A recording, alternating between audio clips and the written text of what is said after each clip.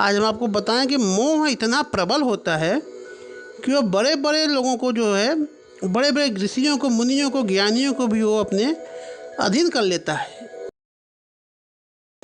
इसी पे हमारा आज का प्रसंग है कि एक समय में किस तरह से भगवान महर्षि नारद जी को भी मोह उत्पन्न हो गया था और वो कितनी बुरी तरह से फंस गए थे उसमें। एक समय की बात है, भगवान नारद जो ब्रह्मा जी के पुत्र हैं, जैसा कि सबको पता है, हिमालय की एक गुफा में गए और वहाँ पे दोनों ने बहुत ही संपन्न एक गुफा देखी और वहाँ पे देवनंदी गंगा निरंतर हमेशा बहती रहती थी और वहाँ पे एक आश्रम था बहुत सुंदर, जहाँ बहुत ही सुंदर सुशोभित हुआ करता था। नारद जी ने देखा और सोचा कि इस आश्रम में क्यों न तपस्या की जाए और वहाँ पे गुफा के द्वार पर पहुंचकर मुनि नारद जी ने बड़े प्रसन्न होकर के बैठ गए और बहुत लंबे समय तक उन्होंने वहाँ पे तपस्या किया। उनका अंतःकरण शुद्ध था। वे दृढ़तापूर्वक आसन में बैठकर मौन होकर के प्राणायाम पूर्वक समाधि में स्थिर हो गए और वहाँ समाधि लगाई, जिससे ब्रह्म का साक्षात्कार कराने वाला उनको बहुत बड़ा ज्ञान प्रकट हुआ और अब नारद जी को तपस्या में लीन हो गए। जब वो इस तरह तपस्या कर रहे थे उस समय वहाँ देवराज इंद्र को यह समाचार मिला तो वो काँप उठे और वे ये सोचने लगे कि कहीं नारद मेरा राज न हड़प ले। ऐसा सोचकर विचार करके तपस्या में विघ्न डालने के लिए इंद्रदेव ने कामदेव को बुलाया और वहाँ पे कामदेव आ गए और उस इंद्रदेव ने नारद जी की तपस्या को विघ्न डालने के लिए कामदेव को आज्ञा दी कि आप बसंत के साथ वहाँ जाएं।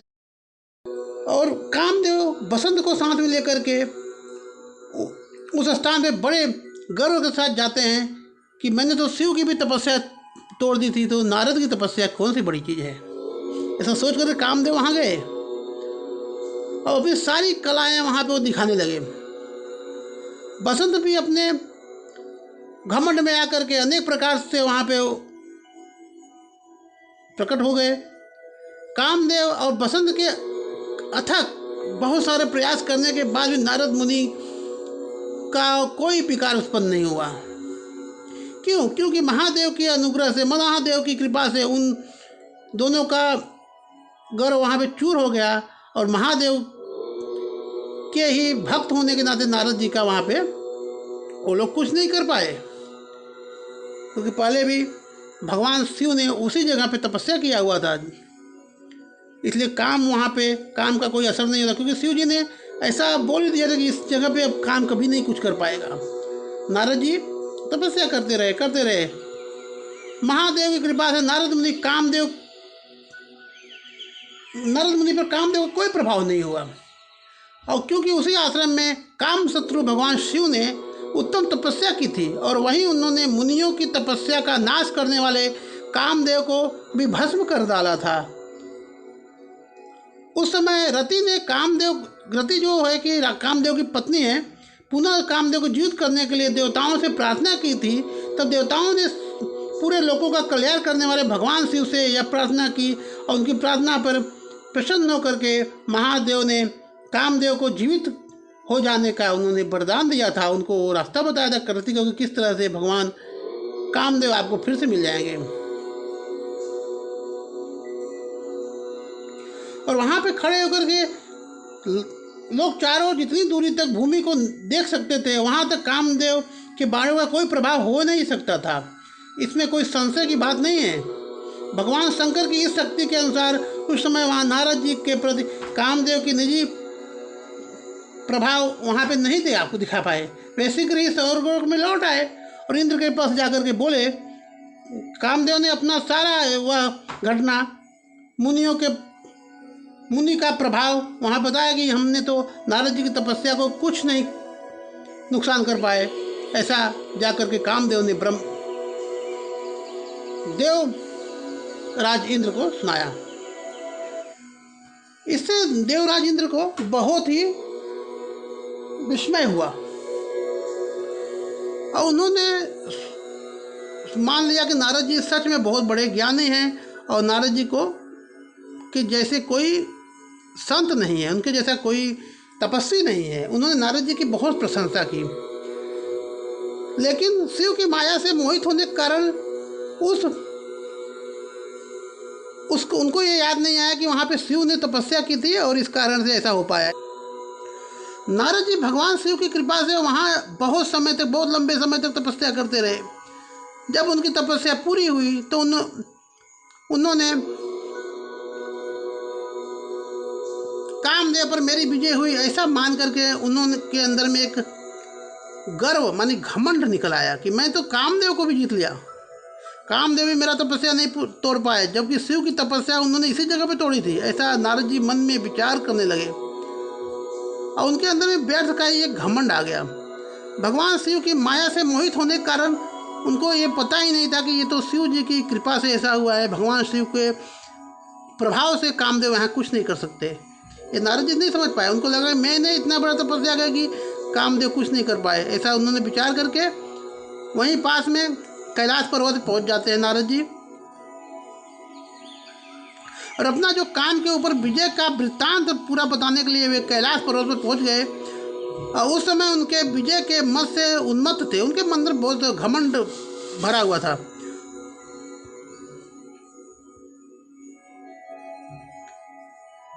विजय के मत से उन्मत्त थे। वहाँ रुद्रदेव को नमस्कार करके, भगवान शिव को उन्होंने नमस्कार करके बड़े घमंड के साथ में नारद जी ने, और वह सब सुन करके भगवान शंकर ने नारद जी से, जो उन अपनी ही माया से मोहित होने के कारण काम विजय की यथार्थ कारण को नहीं जानते थे और अपने विवेक को भी खो बैठे थे, नारद जी को कहा भगवान शिव ने कि तुम बड़े विद्वान हो, धन्यवाद के पात्र हो, परंतु मेरी यह बात ध्यानपूर्वक सुनो।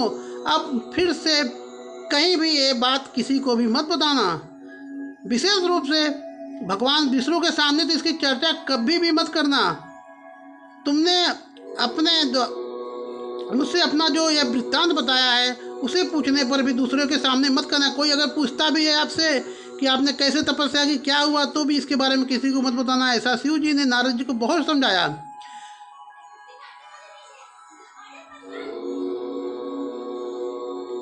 यह सिद्धि संबंधी वृत्तांत सर्वथा गुप्त रखो, इसे कभी किसी के सामने प्रकट नहीं करना।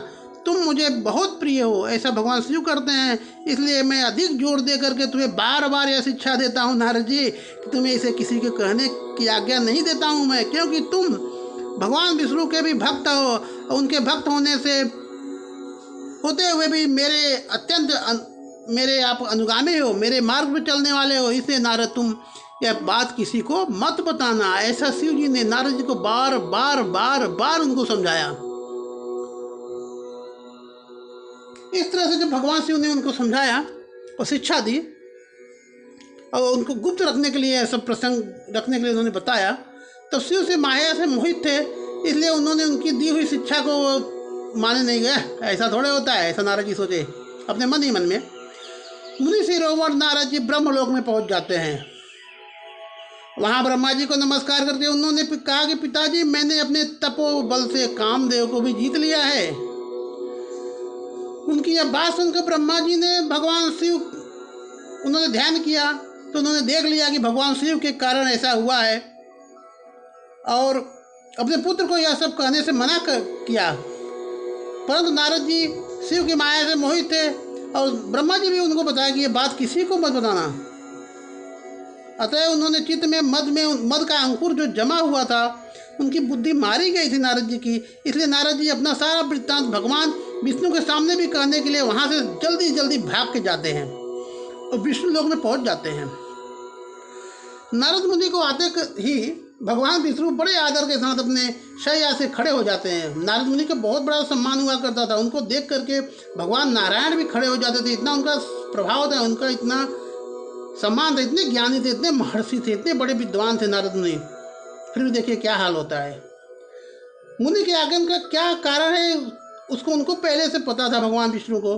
इधर नारद जी को अपने आसन पर बैठा करके, शेष सैया पर बैठा करके, उनके चरण बिंदु का चिंतन करके श्री हरि ने उनसे पूछा नारद जी के पैरों को देखा, उनका प्रणाम किया नारद जी को, और भगवान ने बोले कि आप कहाँ से आए हो और किस लिए आपका ये अचानक आगमन हुआ है, मुनिश्रेष्ठ बताइए, आपका ये शुभ आगमन से मैं पवित्र हूँ। ऐसा भगवान विष्णु जी बोलते हैं नारद जी को कि आपके आने से मेरा यह वैकुंठ लोक पवित्र हो गया। भगवान विष्णु का बच्चे सुनकर गर्व से भरे हुए नारद मुनि ने मन में मोहित होकर के सारा वह बता दिया जो कि उन्होंने महादेव और ब्रह्मा जी को बताया था। और नारद मुनि बहुत अहंकार के वचन से बोल रहे थे कि मैं काम विजय पे अपना जो है काम विजय कर लिया हूँ। भगवान विष्णु बोले, मुनिश्रेष्ठ तुम धन्य हो, तपस्या के भंडार ही हो, तुम्हारा हृदय भी बड़ा उदार है। मुनि नारद, जिसके भीतर भक्ति ज्ञान और वैराग्य नहीं होते, उन्हीं के मन में पूरे दुख देने वाले काम मोह और विकार उत्पन्न होते हैं। तुम्हारे अंदर कोई वैराग्य, कोई काम क्रोध लोभ मोह नहीं है, तुम बहुत ही ज्ञानी हो। ऐसा भगवान विष्णु श्रीहरि नारद जी को कहते हैं। तुम तो नैष्ठिक ब्रह्मचारी हो और सदा ज्ञान वैराग्य से युक्त हो, फिर भी तुम में काम विकार कैसे आ सकता है? तुम तो जन्म से ही निर्विकार और शुद्ध बुद्धि वाले हो। नारद, तुम्हारे जैसा कोई ज्ञानी तपस्वी हो ही नहीं सकता। श्रीहरि की यह बात कही हुई बात ऐसी बहुत ही बातें सुनकर श्री मुनि शिरोमणि नारद जोर जोर से हंसने लगे और मन ही मन भगवान को प्रणाम करके बोले कि हे प्रभु, मुझ पर आपकी कृपा है। तब बेचारा कामदेव हमारा कर ही क्या सकता था। ऐसा जो है, मुझ पर आपकी कृपा है, तब बेचारा कामदेव अपना क्या प्रभाव हम पर दिखा पाएगा। ऐसा करके भगवान के चरणों में मुनिश्रेष्ठ नारद जी प्रणाम करके वहाँ से चले जाते हैं।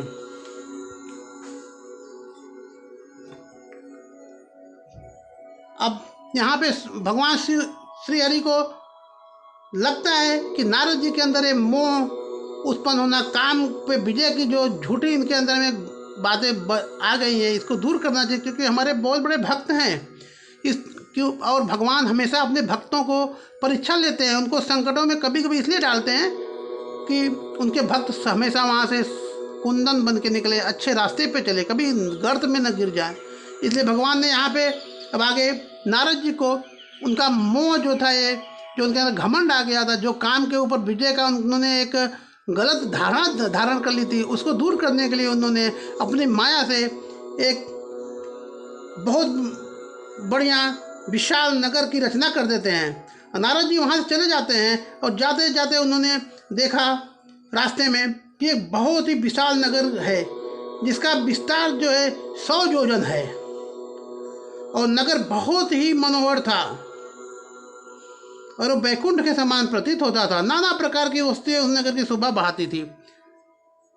और ऐसा उन्होंने वहाँ पे रास्ते में निर्माण करते हैं, और नारद जी वहाँ जा कर के फंस जाते हैं उस नगर में, और वहाँ से फिर वो श्री हरि के पास जाते हैं। ये प्रसंग मैं आपको अगले वीडियो में बताऊँगा। तो कृपया आपको अगर हमारा ये वीडियो पसंद आया हो तो इसको लाइक सब्सक्राइब शेयर करें और हमारे साथ जुड़े रहें। मैं आपको अगली प्रसंग इसके बाद बताता हूँ, अगले वीडियो में मिलता हूँ बहुत जल्द आप लोगों के साथ। जय श्री हरि, जय श्री राम, हर हर महादेव।